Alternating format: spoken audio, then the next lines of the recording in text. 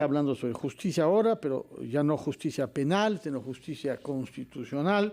Y lo vamos a hacer con un constitucionalista destacado, profesor de la Universidad Católica, el doctor Aníbal Quiroga.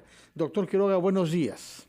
¿Cómo está, Fernando? Buenos días. Sabemos que hoy a las 2 de la tarde se va a realizar una audiencia de la Corte Interamericana de Defensa de Derechos Humanos, en la que participarán el Estado peruano, por una parte, que tendrá que dar explicaciones sobre el indulto humanitario restablecido a Fujimori, por otra parte, las asociaciones de víctimas, y por otra parte, la Comisión Interamericana en calidad virtual de fiscal.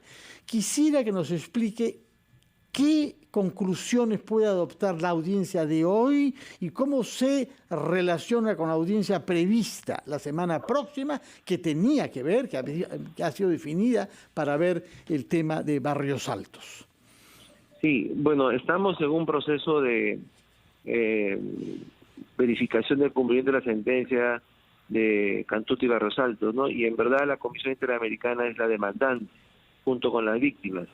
Y efectivamente el Estado peruano, representado por el gobierno, en este caso por el procurador, defiende la posición del Estado, en este caso el Tribunal Constitucional. Pero ya ayer el procurador supranacional en una entrevista adelantó de que su posición es en contra del Tribunal Constitucional. Entonces, lo que vamos a escuchar probablemente es que el Estado peruano se allana o se conviene con lo que diga la Corte Interamericana en la medida en que entiende pues que hay que dar cumplimiento a las sentencias y fallos de esa instancia supranacional, ¿no? Y se va a ratificar la suspensión de la no ejecutabilidad de la sentencia del tribunal en cuanto a la excarcelación, y la próxima semana lo más probable es que se fulmine o se deponga o se, digamos, anule la sentencia misma del Tribunal Constitucional. Eso es más o menos adelantado porque cuando un órgano jurisdiccional da una medida cautelar es porque le encuentra que tiene fundabilidad, que tiene verosimilitud. Entonces, si a mí me dan una medida de embargo es porque el juez entiende que la deuda está más o menos acreditada, ¿no? Si se da una suspensión de la ejecución del fallo del tribunal es porque la Corte entiende preliminarmente que la sentencia está mal dada y que va a tener que ser revisada. Doctor Quiroga, usted ha dicho algo importante. Usted pronostica que la Corte Interamericana de Derechos Humanos va a anular la sentencia del Tribunal Constitucional que restituye el indulto a Alberto Fujimori. Dado que es ya lo que está sucediendo bastante polémico, le pido por favor que nos explique los argumentos de por qué usted piensa que esto sucederá cuando se vean los temas de fondo en la próxima audiencia, pero le pido por favor que lo haga tras escuchar a nuestros anunciantes. Ya regresamos con el doctor Aníbal Quiroga. Estamos en diálogo con el doctor Aníbal Quiroga, quien nos ha dicho que todo hace prever que la sentencia del Tribunal Constitucional va a ser anulada por la Corte Interamericana de Derechos Humanos. Y siendo esto tan polémico, generando tanta polarización este hecho, le pido por favor, doctor, que nos explique punto por punto por qué usted piensa que esto va a suceder. Bueno, Mabel, muchas gracias. En primer lugar, porque creo que hay un pobre manejo de lo que son los procedimientos y la vida de la Corte Interamericana en relación al tratado que tiene suscrito el Perú. En segundo lugar, porque los parámetros conceptuales del caso Fujimori en el indulto ya fueron fijados por la Corte en la resolución del 30 de mayo del 2018, y sobre esa base se desarrolló la posición de la Corte Suprema. La sentencia del Tribunal Constitucional contradice esos parámetros conceptuales, el tema de lesa humanidad, el tema del control de convencionalidad, y se han perdido discutiendo acerca de si el juez tiene o no tiene competencia para el control de convencionalidad, que también se entiende poco, que es una figura relativamente novedosa creada por la Corte a partir del año 2000 en el caso del Monacid y en los casos siguientes, ¿no? Que es una especie de control difuso. Entonces, si usted tiene que el gerente le da una indicación y en un memorando le establece los parámetros en que tiene que hacer su trabajo y las instancias inferiores no hacen eso de esa manera, lo más probable es que van a dejar sin efecto. Eso lo dijimos la semana pasada, no es muy difícil vaticinar eso.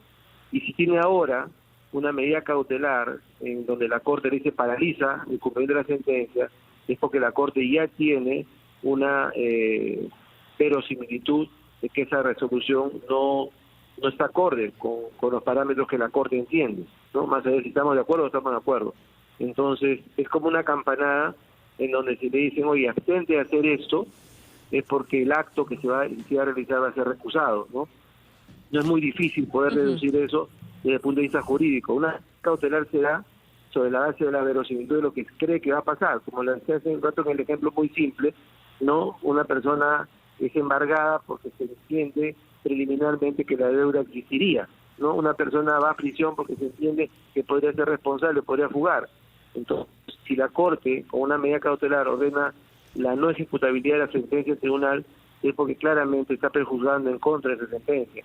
Y en la decisión de fondo, pues lo más probable es que la anulen. De acuerdo. Ahora, por lo que explica usted con mucha claridad, cosa que se agradece a los juristas siempre, que son capaces de hacerlo, es que la Corte Interamericana fijó en mayo del año 18 parámetros conceptuales, dice usted, que debían tenerse en cuenta en las decisiones que se tomaran respecto al indulto humanitario. Y lo que nos dice es que esos parámetros conceptuales no han sido respetados por 3 jueces constitucionales. ¿Cómo es posible que se haya cometido un error de esa naturaleza? Digo error para ser suave, porque veo que el señor Azabache hable de infracciones, pero en todo caso, quedémonos con errores, puesto que lo que dice usted... Sí, adelante. Cogería por lo último, ¿no? A veces los penalistas les encanta meterse en los temas constitucionales y yo, por ejemplo, soy muy respetuoso de los temas penales, entonces diría, zapatero a tus zapatos, pero en el tema que usted señala, mire, cuando la Corte Interamericana el año 18 estableció esos parámetros, podía haber fulminado directamente el indulto y no lo hizo porque difirió el tema que lo haga el sistema interno. Cuando el sistema interno lo hizo a través de la Corte Suprema, juzgado penal y sala especial de la Corte Suprema, la Corte aplaudió. Y eso no fue discutido por la Corte, al contrario, estaba dentro de lo que la Corte esperaba que se hiciera. Cuando después, ahora, 3 años después, el Tribunal Constitucional vuelve a revivir el indulto y anula la anulación, la Corte inmediatamente se dispara, ¿no? Entonces, si uno revisa la sentencia del Tribunal, efectivamente va contramando lo que dijo la Corte. Usted se pregunta por qué. Yo creo que por 2 razones. Primero, porque el Tribunal no entiende cuál es el funcionamiento del sistema interamericano. Es decir, no entiende que la Corte es un superior, y no entiende, como mucha gente ahora que habla de invasión de soberanía y que habla otra vez, revive el fantasma de retirarnos de la Corte, como si fueran temas fáciles de manejar, ¿no?